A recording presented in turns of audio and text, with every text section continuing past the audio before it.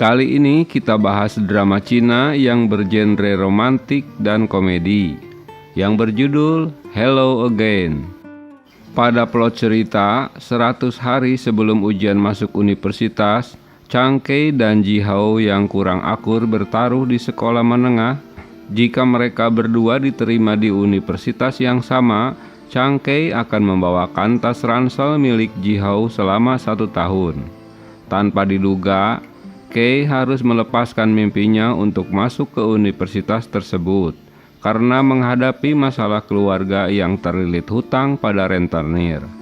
10 tahun kemudian mereka bertemu kembali. Nah, bagaimana kisah selanjutnya? Yuk kita simak.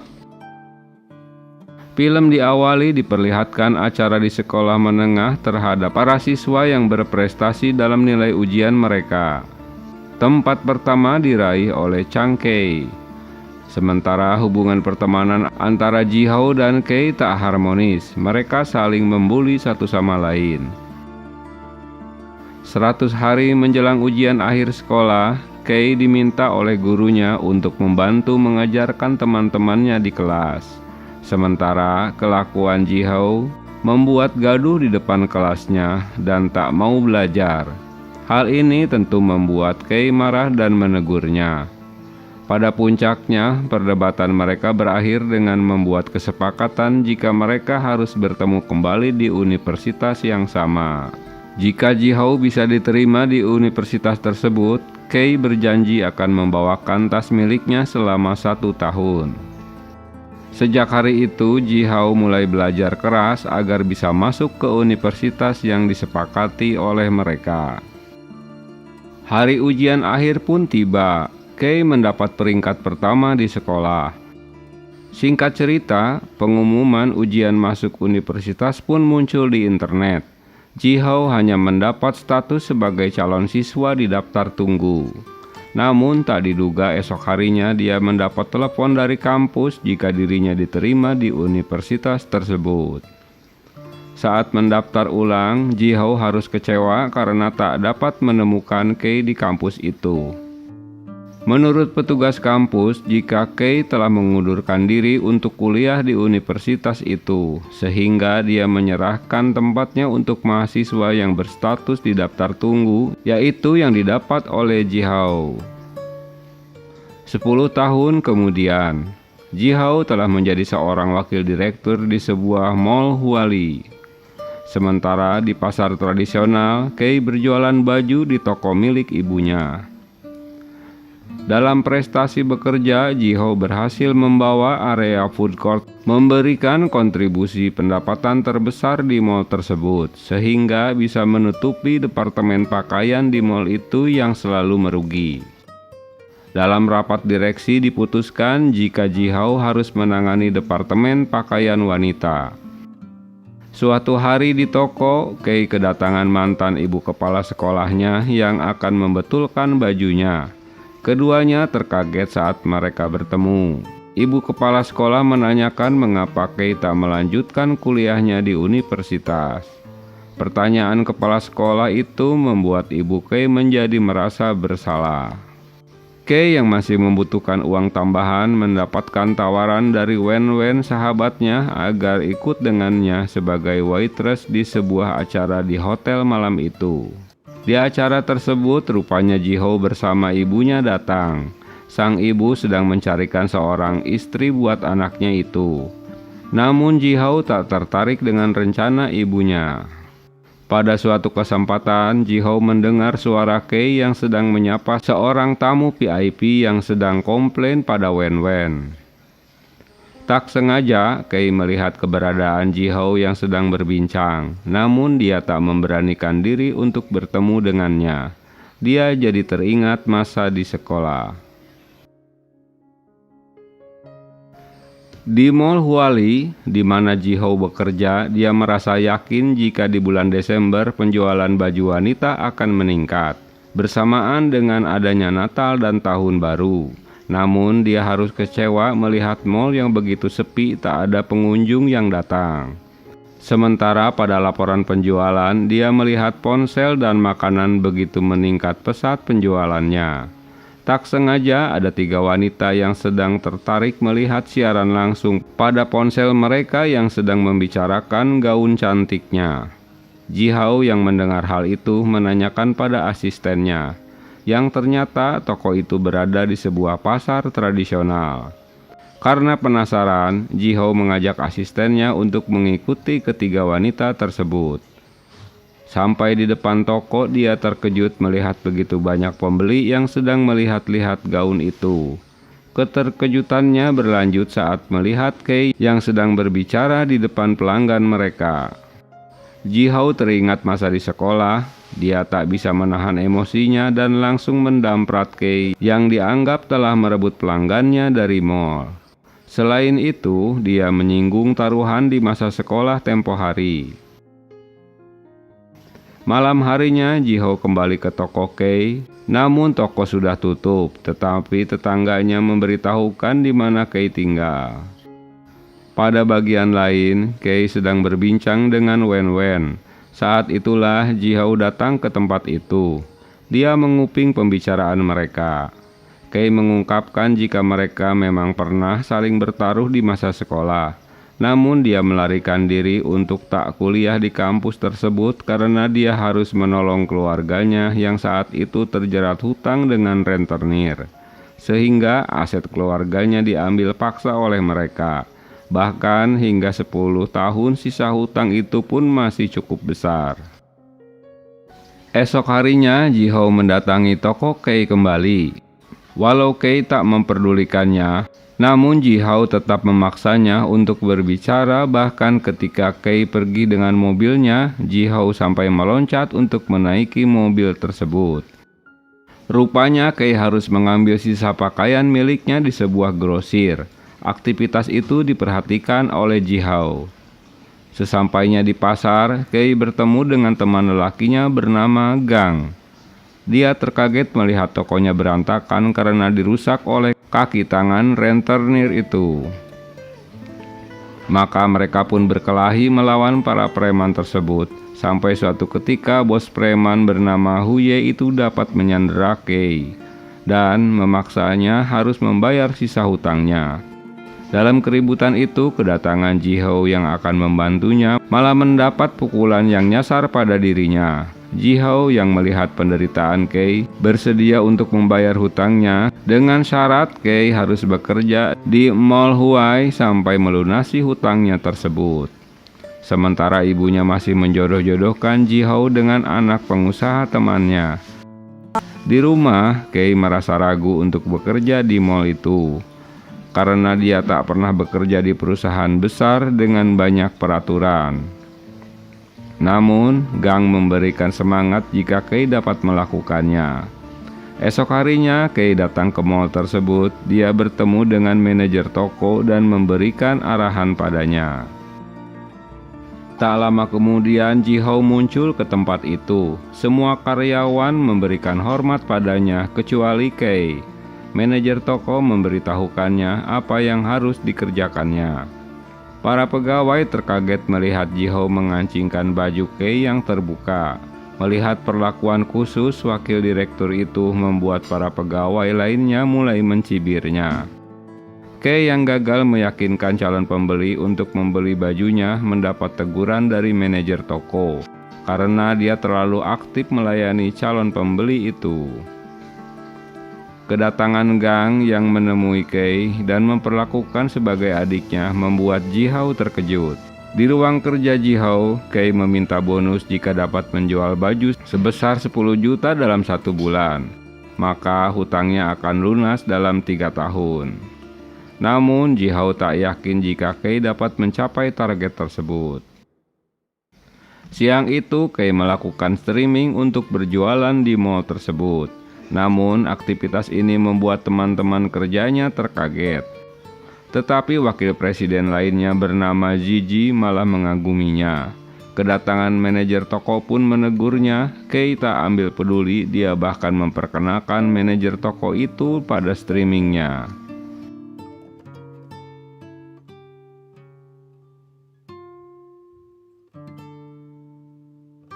Kedatangan manajer lantai yang menakutkan menjadi marah setelah melihat aksi Kei itu. Hal ini juga membuat teman-teman Kei yang sudah datang tentu merasa terganggu. Akibat dari itu, Ji-Hao mendapat laporan jika Kei dianggap telah mengganggu ketertiban lantai 5. Selain itu, dia pun harus membayar denda karena sudah melanggar peraturan kantor. Ji-Hao menegurnya jika Kei tak boleh melakukan streaming di dalam mall. Kei membaca buku peraturan perusahaan, namun dia tak mendapatkan adanya peraturan melarang karyawannya untuk melakukan streaming. Oleh karena itu, Kei mengajukan banding. Dalam rapat evaluasi, Kei menyebutkan jika hasil streamingnya itu bisa menjual pakaian sebesar $780, dan itu merupakan rekor terbaik tahun ini. Dia juga tak merasa bersalah dan perusahaan harus membebaskan dari hukuman dan denda untuknya. Manajer lantai mengakui memang tak ada dalam peraturan perusahaan, namun hal itu telah mengganggu para pengecer lain. Ji-Hao meminta pendapat Wakil Presiden Gigi atas masalah itu. Akhir dari rapat itu didapat dari puting suara, 5 suara menentang dan 5 suara mendukung. Tinggal Ji-Hao yang belum memberikan suaranya tersebut. Pada bagian lain di counter penjualan, Kei sedang ngedumel karena Ji-Hao tak membelanya. Namun dia tak sadar jika dumelannya ini didengar oleh Ji-Hao yang sudah berada di dekatnya. Kedatangan ayah Ji-Hao memberitahukan jika calon pengganti presiden direktur itu bukan dirinya, tetapi Gigi. Sepulang kerja, Kei nyelonong saja tanpa menegur Ji-Hao yang sedang berdiri di lobi. Saat Ji-Hao menegurnya, membuat Kei terkejut. Ternyata Ji-Hao hanya ingin mengatakan jika dia mengakui kekalahannya saat di rapat tadi siang. Dan dia ingin mentraktir Kei atas kekalahannya tersebut. Karena Kei menolak, maka Ji-Hao pun menggendongnya. Di restoran, Ji-Hao menceritakan kisah masa lalunya. Di saat dia masuk kampus dan kehilangan dirinya, Kei menghilang dengan alasan yang tak jelas. Namun pada akhirnya dia menemukan blog miliknya tersebut. Di pasar tradisional, kedatangan para rentenir kembali berulah. Dia mengumumkan akan menaikkan harga sewa kios. Kedatangan Gang yang seorang pengacara ke pasar tersebut mendapat berita tak baik. Dia berjanji akan menangani hal itu. Kei mendapat telepon dari Wen-Wen yang memberitahukan jika Gang akan menemui Huye, bos rentenir. Dengan tergesa-gesa dia menuju pasar sehingga dia menabrak Ji-Hao yang akan mengajaknya rapat. Melihat Kei yang bergegas pergi sehingga Ji-Hao terpaksa mengikutinya. Saat kedua kelompok itu sudah saling berhadapan, kedatangan Kei ke TKP membuat suasana lebih mencair. Dia mengatakan jika tugas pengacara itu dengan mulutnya. Selain itu, pengacara juga punya koneksi ke kepolisian. Tak lama kemudian, suara sirene pun terdengar, menandakan polisi akan tiba di TKP. Hal ini membuat Huye dan kaki tangannya kabur dari tempat itu. Namun di balik speaker tersebut ternyata hanyalah ulah Ji-Hao yang menggunakan ponsel dan periwitannya untuk menakut-nakuti Huye. Malam harinya, Ji-Hao menyuruh Kei untuk melamar menjadi manajer toko pakaian wanita, di mana atasannya saat itu akan cuti melahirkan. Esok harinya, pengumuman posisi manajer toko tersebut tertempel di papan pengumuman. Kei mengambil pengumuman itu dan menemui Ji-Hao di ruangannya untuk melamar sebagai manajer toko. Kei mendapat tugas untuk memimpin divisi pakaian wanita dengan target penjualan sebesar 50 juta sebulan. Di hari pertamanya, dia harus mendamaikan bawahannya yang sedang berselisih. Tentu mereka merasa iri karena Kei yang pegawai baru namun sudah menempati posisi pimpinan tim penjualan. Ajakan rapat terhadap bawahannya tak diperdulikan mereka. Kei bertekad jika bawahannya tak akan bisa menjatuhkan dirinya. Pada bagian lain, Gigi yang melihat kedatangan ibu ketua mengirimkan pesan kepada Ji-Hao. Mengetahui ini membuat dia membubarkan rapat dan pergi dari kantornya. Kedatangan ketua ke ruangan Jihao terheran karena ruangan itu kosong, namun ibunya dapat menemukannya. Sang ibu masih terus memaksa anaknya untuk memilih kencan buta dengan Jamie Chen. Kei memberitahukan Gang jika bawahannya yang sedang mencibir dirinya. Pembicaraan mereka di tangga darurat itu diketahui oleh Jihao yang juga lagi bete karena paksaan ibunya tadi. Jihao menegur Kei karena telah mengundang Gang, seorang pengacara, untuk memberitahukan masalahnya. Seharusnya dia memberitahukan atasannya. Kei yang berjalan tergesa-gesa bertabrakan dengan Jamie yang datang ke mall itu. Rupanya pertemuan mereka berlanjut ke food court. Namun Jamie lupa tak menanyakan namanya saat Kei kembali bekerja. Ji yang berada di food court memang sedang memantau Jamie. Kesempatan itu pun dimanfaatkan untuk berkenalan dengannya. Masalah baru pun muncul ketika ibu ketua menerima telepon jika ada komplain di mall tersebut. Dia pun kembali untuk mengetahui apa yang sedang terjadi. Dia menemui manajer lantai dan memarahinya jika orang yang komplain ini adalah putri dari wakil ketua majelis. Kedatangan Kei menemui ibu ketua dan menjelaskan permasalahannya jika orang yang komplain itu tertangkap basah mencuri pakaian di mall tersebut. Tentu ibu ketua tak mempercayainya. Dia yang tak mengenal Kei bahkan berbalik menanyakan siapa dirinya. Tak hanya itu, ibu ketua juga mengingatkan atas target penjualan pakaian wanita yang harus mencapai 50 juta yang sebentar lagi akan habis waktunya. Jika tidak bisa mencapai target penjualan itu, maka Jihao akan digantikan jabatannya oleh Zizi. Kei dengan yakin dia akan menyelesaikan target penjualan itu sesegera mungkin. Mereka diminta untuk bertemu dengan bocah yang sudah berulah dan meminta maaf padanya. Pada bagian lain, Jihao sedang memeriksa CCTV di mall tersebut. Asistennya mengingatkan walau mereka dapat menangkap basah, tetapi mereka tak dapat menghukumnya. Di ruang tunggu, Kei menyuruh bocah itu untuk meminta maaf pada mereka. Namun permintaan itu mendapat tantangan darinya dengan mengatakan, "Lu gak tahu siapa gue." Perdebatan itu berakhir dengan datangnya Jihao menemui bocah itu. Bocah itu bernama Zeng. Karena ngeyel, Jihao memperdengarkan bukti rekaman dengan seseorang pada ponselnya yang memojokkan Zeng jika dia memang sering melakukan pencurian di tempat sebelumnya. Namun karena ayahnya ketua majelis legislatif, polisi menahan semua kasus-kasusnya tersebut. Kemunculan sekretaris majelis untuk menjemput Zeng karena akan pergi ke Jepang malam ini juga. Namun Zeng merasa jika ayahnya tak memperdulikannya sebagai putrinya lagi. Malam itu pengacara Gang mendapat serangan. Seseorang telah menabrak dengan mobilnya sehingga dia tergeletak pingsan.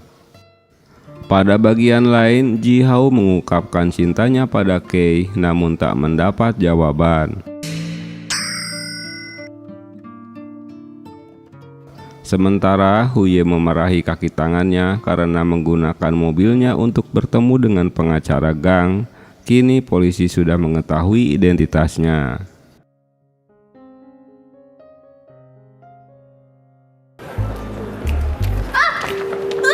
Jamie datang untuk berbelanja di mall.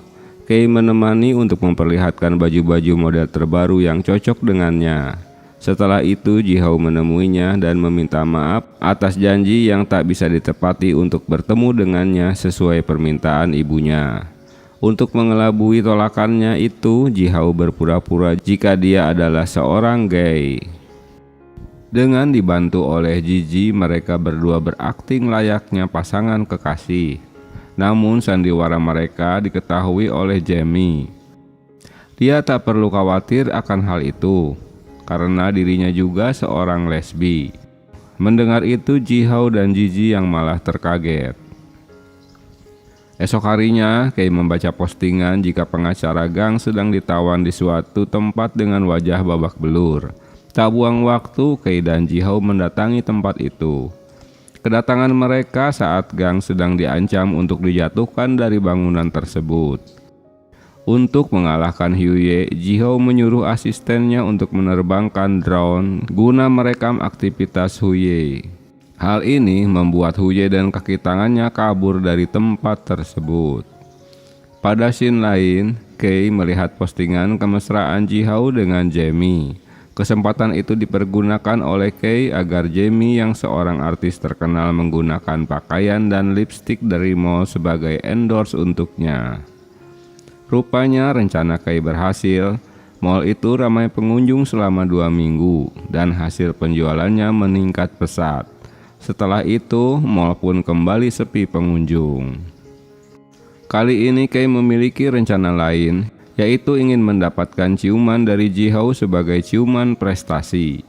Karena masih tersisa target 10 juta yang harus mereka capai dalam 1 minggu ke depan. Namun idenya itu ditolak oleh atasannya. Esok harinya dia bertemu kembali dengan Jamie yang mengajak Kei untuk makan di food court. Masalah baru pun muncul. Kedatangan Huye ke mall tersebut meminta pekerjaan agar mereka dipekerjakan sebagai bodyguard di mall itu.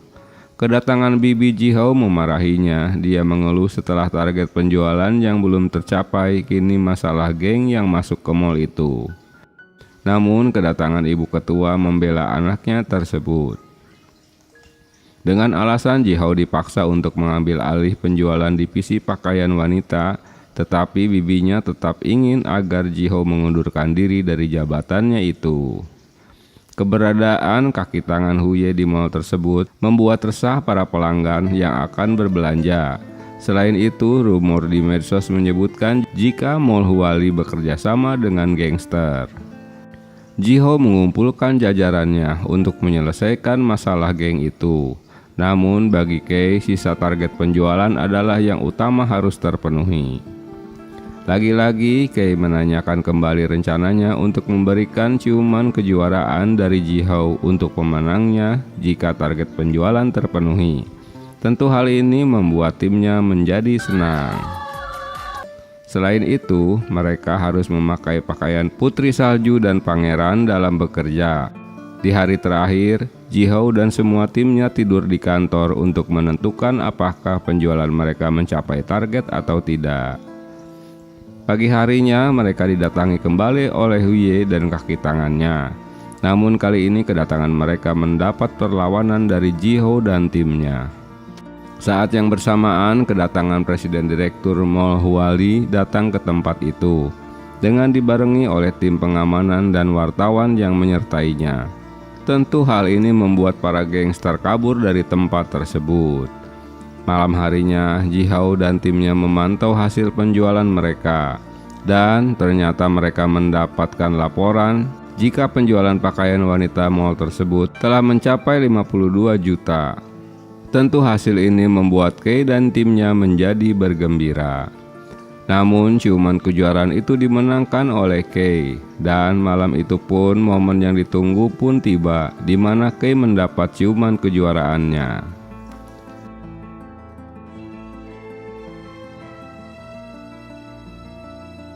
Berita mengenai ciuman kejuaraan terposting di internet membuat ibu ketua bertanya-tanya. Mungkin karena ini dia tak bersedia untuk mengikuti kencan buta yang direncanakan oleh ibunya tersebut. Ibu ketua menemui Kei dan meminta penjelasan apa yang sedang terjadi dengan anaknya itu. Penjelasan Kei yang tak mencintai Jihao malah membuat ibu ketua marah, karena dia merasa jika anaknya itu sempurna. Tak hanya itu, Kei juga meyakinkan jika dia tak akan jatuh hati pada anaknya di masa mendatang. Jika hal itu terjadi, dia bersedia mengundurkan diri dari mall tersebut. Namun, Jihao yang mendengar sumpah Kei menyuruhnya untuk menarik kembali ucapannya. Bagi Kei, mereka berdua itu tak selevel, jadi memang tak seharusnya mereka berhubungan. Kekisruhan ini terhenti setelah asisten Jihao mengabarkan jika mereka diundang datang menemui bos Jiang, karena ingin memberi penghargaan atas keberhasilannya mencapai target penjualan. Selain itu, Jiang akan memberikan kontrak kerja baru dengan Mall Huali.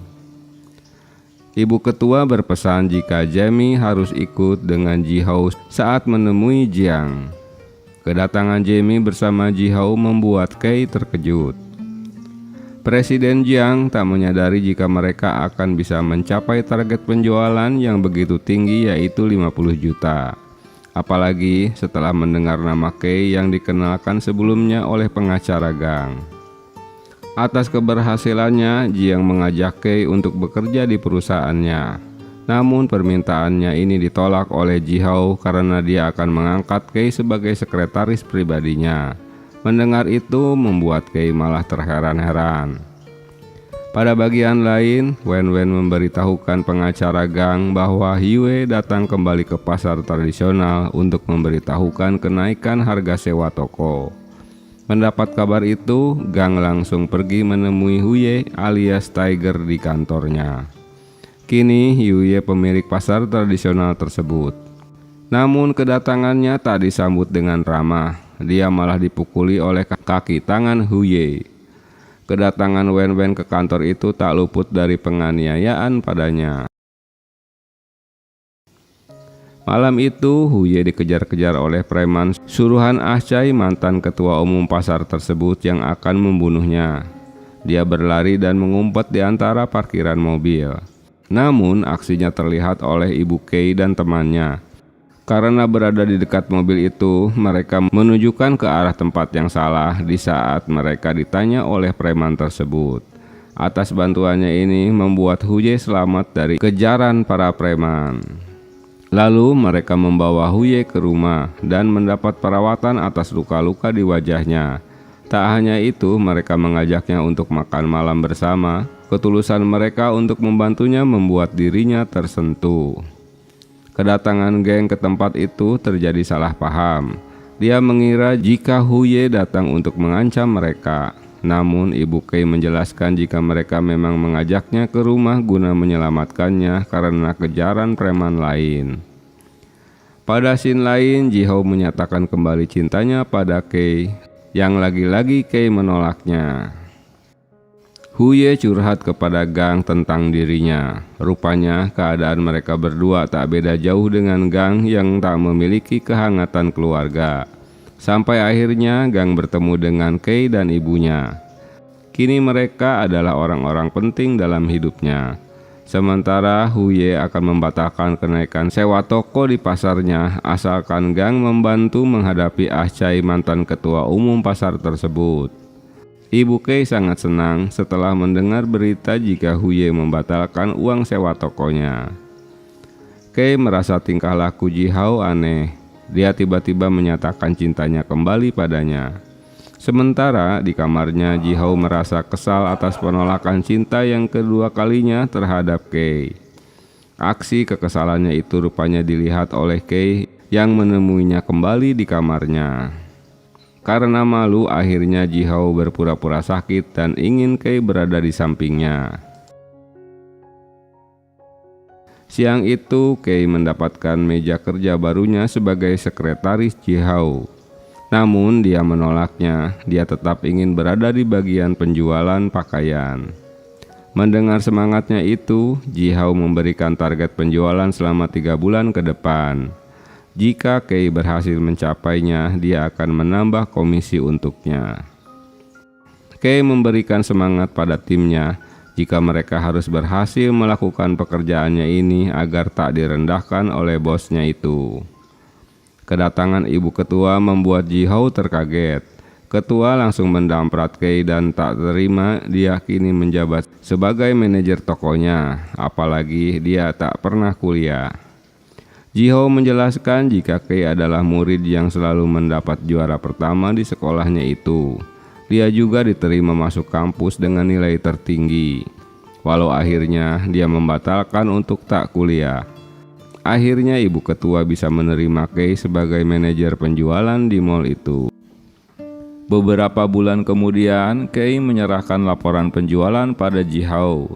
Bosnya terkejut melihat laporan pencapaian penjualan yang melebihi targetnya. Pada bagian lain, saat mereka makan siang, hujan yang tiba-tiba turun dengan deras. Hal ini membuat mereka harus berteduh. Kesempatan itu menjadikan momen romantis mereka berdua, dan mereka pun menjadi pasangan kekasih. Kedatangan Wen memberitahukan Gang dan Kei jika berita di internet sedang viral mengenai rumor yang terjadi di Mall Huali.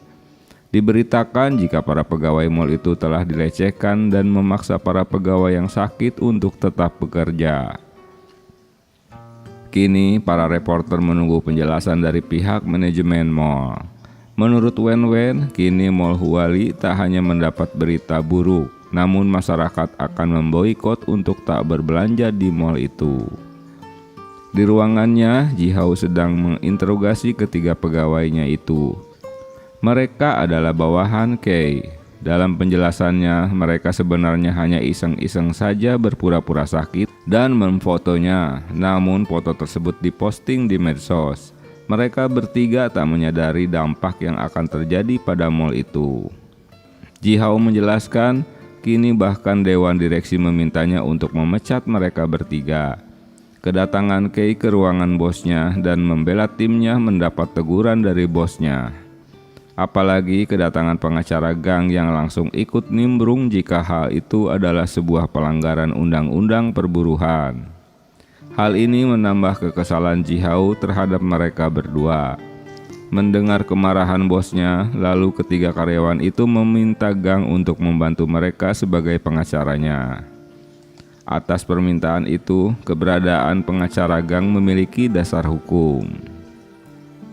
Akhirnya Jihao menonaktifkan ketiga pegawai tersebut sampai penyelidikan kasus itu selesai. Setelah kejadian itu, Jihao mencuekan keberadaan Kei. Tentu dia kesal sebagai atasan merasa keputusannya selalu ditentang olehnya. Sementara ketiga bawahannya meminta maaf kepada Kei yang telah menyebabkan mereka berdua menjadi berkelahi.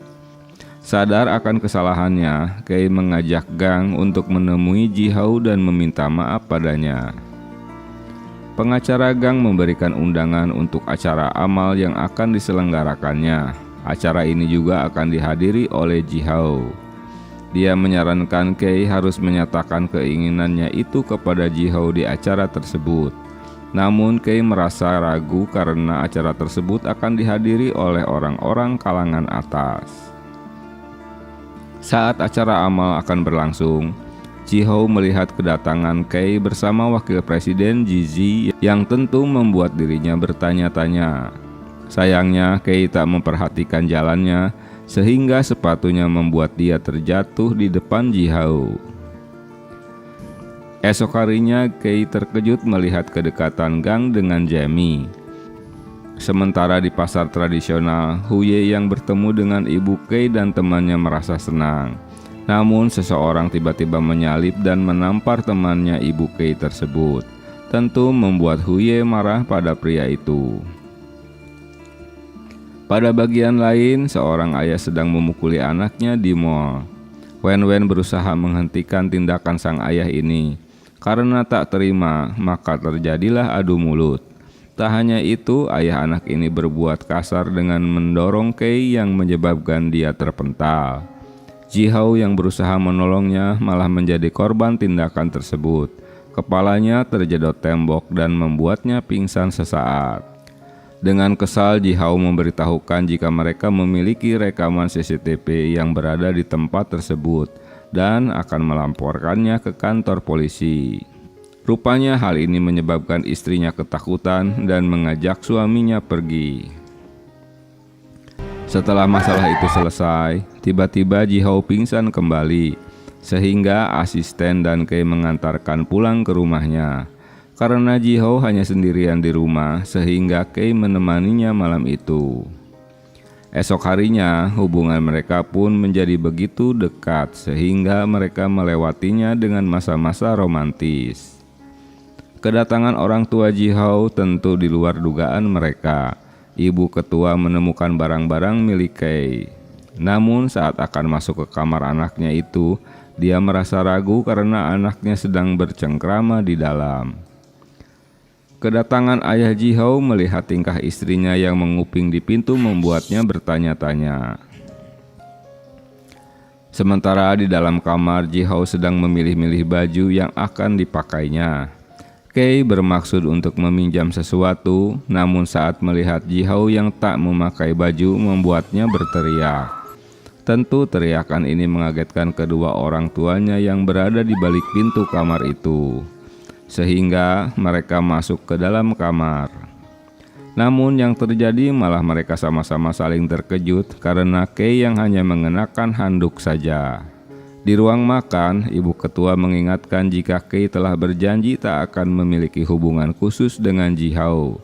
Namun ayah Ji-hao membuat keputusan yang bijak jika anaknya itu harus bertanggung jawab pada Kei, walau mendapat tentangan dari istrinya. Ji-hao merasa senang jika harus bertanggung jawab terhadap Kei.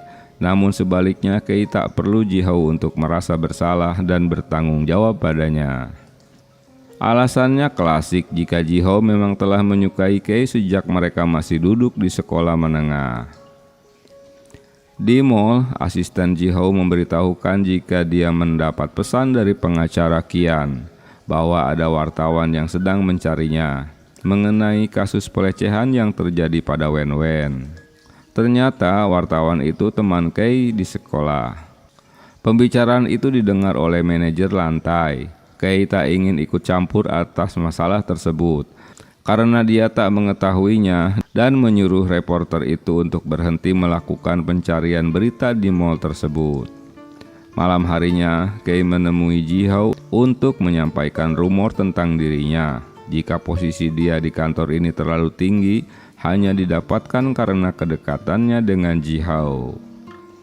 Malam itu dimanfaatkan oleh Ji-hao untuk memperkenalkan Kei kepada kedua orang tuanya dan menjelaskan kisahnya sejak di sekolah sampai bekerja di mall Huali. Selain itu, dia berterus terang jika dia adalah pacarnya. Hal ini untuk menjelaskan rumor yang beredar di seputar mall itu. Mendengar itu, ibunya mengingatkan jika Kei telah berjanji jika berhubungan dengan anaknya, maka dia akan mengundurkan diri dari mall tersebut. Tak diduga Ji-hao juga bersedia untuk meninggalkan mall itu demi Kei. Namun dia mengingatkan ibunya selama pekerjaan sesuai dengan yang diharapkannya, dia bisa mendapatkan satu keinginannya yang harus disetujui oleh ibunya itu. Ayah Ji-hao mendukung keputusan anaknya dan berusaha agar istrinya juga tak terlalu keras padanya.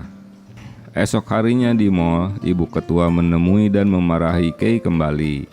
Dia mengingatkan jika single Nobel adalah sangat berharga, jadi Kei harus bisa menjaganya sebagai manajer mall itu. Lagi-lagi suaminya mengingatkan kembali jika Kei adalah cinta sejati anaknya yang telah menyukainya sejak 10 tahun lalu. Mengapa harus memarahinya kembali?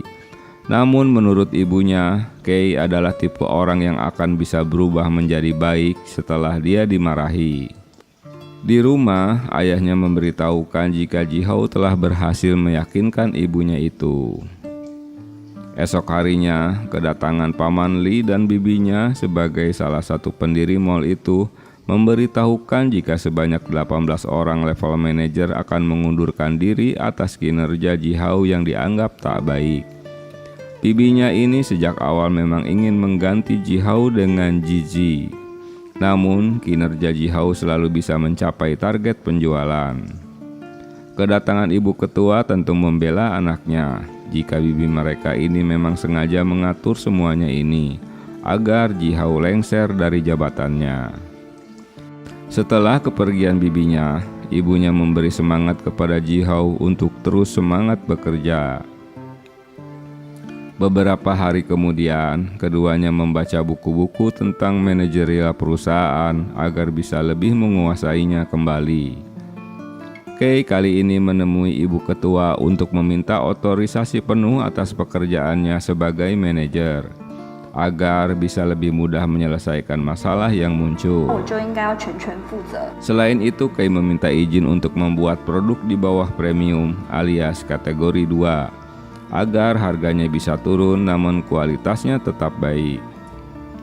Namun masalah lain muncul di mana data entry salah memasukkan daftar harga sehingga penjualan online mengalami kerugian yang cukup besar. Mendengar masalah ini, bibinya kembali mendatangi ibu ketua dan meminta Jihao untuk segera digantikan oleh Zizi. Selain itu, karyawan yang telah melakukan kesalahan tersebut harus dipecat. Mereka mengecek di sistem yang ternyata benar bahwa harganya salah. Namun karyawan itu mengakui jika hal itu memang sengaja dilakukannya, namun tak dijelaskan apa motifnya. Hari itu, Kei mengajukan surat pengunduran diri kepada Jihao. Hal ini dikarenakan janji Kei kepada ibu ketua jika dia berhubungan dengan Jihao. Di sisi lain, Jihao mengatakan jika ibunya juga berjanji akan memenuhi satu keinginannya. Namun, Kei mengungkapkan jika alasan lainnya adalah dia ingin belajar kembali di universitas yang pernah ditinggalkannya.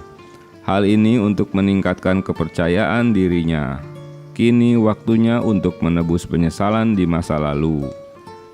Jihao yang awalnya terkejut mendengar alasan Kei, namun dia akhirnya mendukungnya untuk berkuliah di kampus tersebut. Esok harinya, Jihao memberikan kejutan. Jika mulai hari ini, Kei akan menjadi sekretaris pribadinya. Dia tetap boleh kuliah dan biaya ditanggung oleh perusahaan, namun tak harus mengundurkan diri dari Mall Huali. Selain itu, dia akan mendapatkan beasiswa senilai sisa hutang padanya.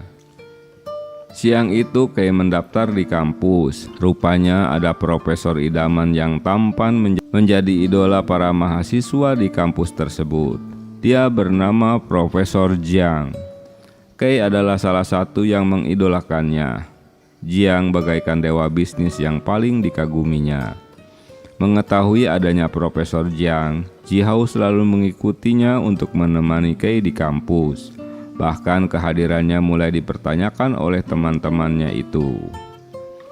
Kali ini Kei yang merasa kebingungan karena semua rencananya itu selalu diketahui oleh Jihao. Dia berpendapat jika hal itu mungkin dikarenakan Jihao diam-diam selalu membaca blog miliknya. Di kampus, Jihao menguntit aktivitas Kei. Namun dia harus kecewa karena melihat Profesor Jiang yang akan bertemu dengan Kei. Saat sedang berbincang, seseorang menyuruh Kei untuk menghubungi Jihao. Namun Jihao yang kesal tak mengaktifkan ponselnya, sehingga Kei datang ke ruangan kerja untuk menemuinya. Tak diduga Jihao melamar dan meminta untuk menikah dengannya. Namun Kei beralasan jika dia masih menjadi siswa kampus. Selain itu, Kei mengungkapkan jika Jihao telah membaca blognya secara diam-diam. Dia khawatir tentang dirinya dan Profesor Jiang. Rupanya Kei hanya berpura-pura menulis tentang Profesor Jiang sebagai idolanya. Mendengar hal ini, Jihao merasa lega karena itu tak nyata. Di rumah, Kei mendapati sketsa yang pernah dibuat oleh Jihao semasa di sekolah dulu. Namun dia tak sempat memberikannya. Dan hal itu mengingatkannya pada masa-masa di mana mereka dulu pernah satu sekolah. Siang itu tak diduga Jihao menerima telepon jika Kei mendapati kecelakaan di kampus. Dia bergegas datang. Setelah mendengar jika Kei tak tertolong lagi, membuat Jihao mati lemas mendengarnya. Namun rupanya itu hanyalah bagian dari rencana Kei untuk membuat kejutan terhadap Jihao. Dia juga meminta tolong teman-teman fakultas kedokteran agar membantunya untuk membuat skenario tersebut. Seolah-olah Kei telah ditabrak oleh mobil dengan wajah berlumuran darah. Hari yang dinanti pun tiba. Jihao dan Kei melangsungkan pernikahannya di sekolah menengah mereka, di mana mereka untuk pertama kalinya bertemu. Ibu kepala sekolah memberikan penjelasan pada murid-murid yang hadir jika mereka berdua adalah para seniornya. Dan kisah bahagia keduanya ini menutup drama Cina Hello Again. Thanks for watching and bye-bye.